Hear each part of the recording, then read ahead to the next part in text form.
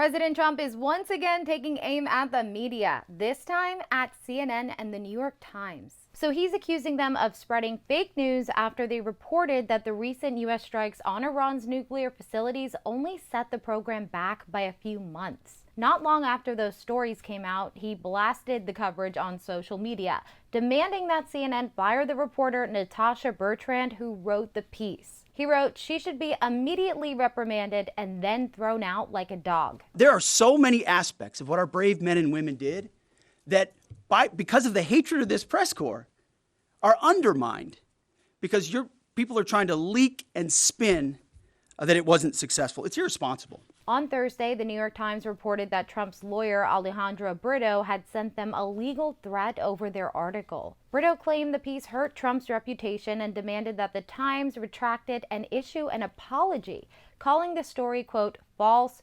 defamatory, and even unpatriotic. But the Times wasn't backing down. Their lawyer, David McCraw, replied to the letter saying a retraction isn't necessary, according to the outlet. A CNN spokesperson told the New York Times that the network had already responded to a similar legal threat from Trump's team.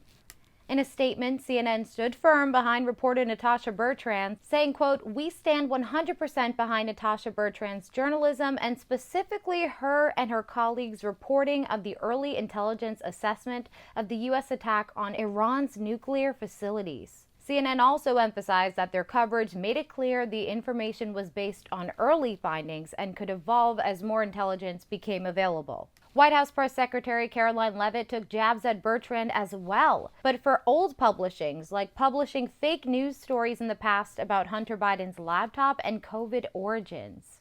An investigation is now being launched into who released bits and pieces of the Iran attack to the media. This was a low-confidence, preliminary intelligence assessment, and the entirety of that assessment was not leaked to the media. Only tidbits of that assessment were leaked to CNN. And we have seen this playbook run before, where you have people in the intelligence community or perhaps on Capitol Hill, we don't know, but I believe the FBI is investigating to find out who that leaker was because it's illegal. Air Force General Dan Kane, who chairs the Joint Chief of Staff, told reporters that Operation Midnight Hammer was the result of 15 years of intense planning and effort of the U.S. military. And he said the administration believes the targets were successfully destroyed.